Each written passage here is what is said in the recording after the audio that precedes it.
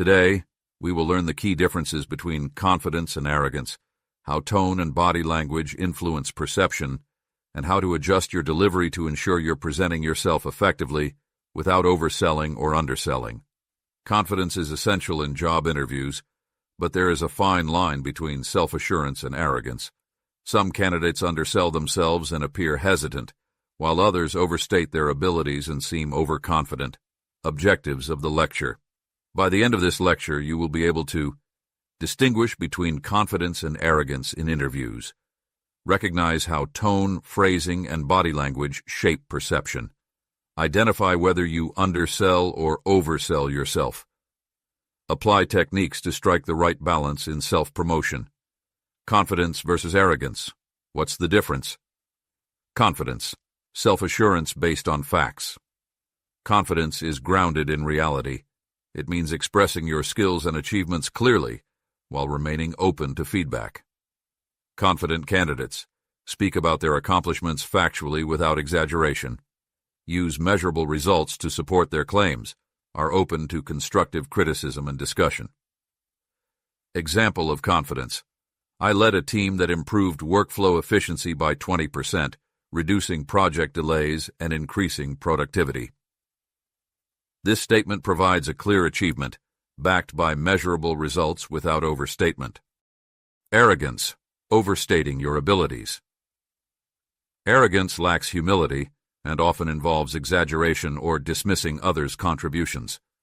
Arrogant candidates use overly broad or inflated claims like, "I'm the best at everything," downplay the role of teamwork or external factors, show an unwillingness to acknowledge mistakes or areas for improvement. Example of arrogance. I single-handedly transformed my company's entire operations and made everything more efficient. This sounds exaggerated, vague, and dismissive of others' efforts, making it less credible.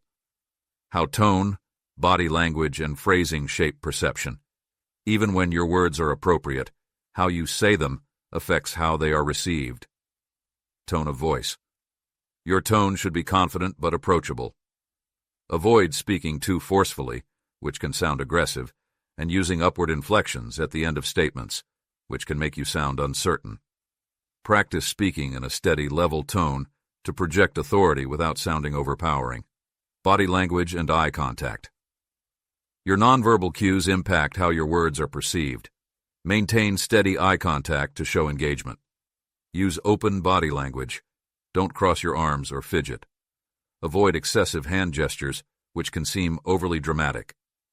Arrogant body language, like leaning back, crossing arms, or avoiding eye contact, can seem dismissive.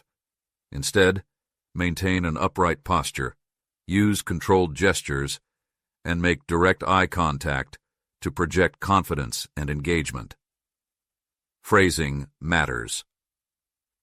The way you phrase achievements determines whether they sound confident or boastful.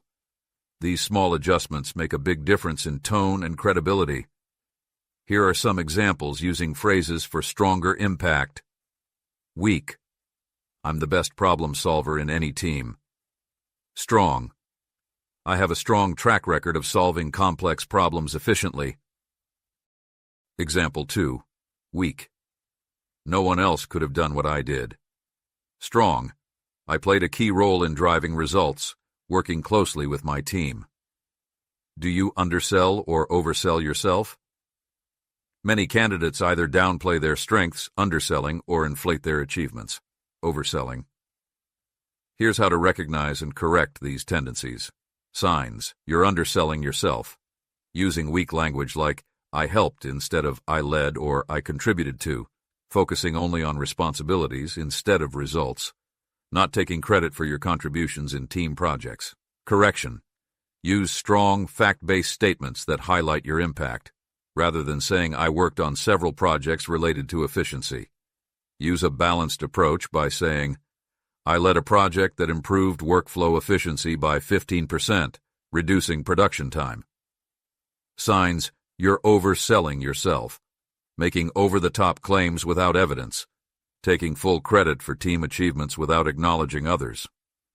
Dismissing challenges or learning experiences. For example, I don't have weaknesses. Correction. Support claims with data, context, and humility. Rather than saying, I completely changed how my company operates, use a balanced approach and say, I introduced a new strategy that streamlined operations and led to a 20% efficiency increase. How to strike the right balance. Stick to facts and data. Hiring managers trust quantifiable results more than vague statements. Use specific numbers, project outcomes, or client feedback to reinforce your credibility. Instead of saying, I improved sales, a stronger response would be, I developed a sales strategy that increased revenue by 25% in 6 months. This approach clearly demonstrates your impact, making your achievements more persuasive and memorable. Use we when needed, but don't disappear. Acknowledge teamwork, but also ensure your contributions are visible. Instead of saying, we launched a new product that became successful, which lacks specificity, a stronger response would be, I managed the marketing strategy for a product launch that resulted in a 40% increase in sales.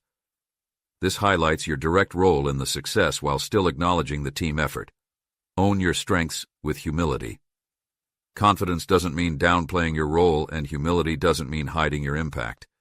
A simple shift in language can make your responses stronger. Instead of, I'm the best candidate you'll ever interview, say, I have a strong track record in solving complex problems. Rather than, I've never failed, use, I see challenges as learning opportunities. This keeps you confident, yet self-aware.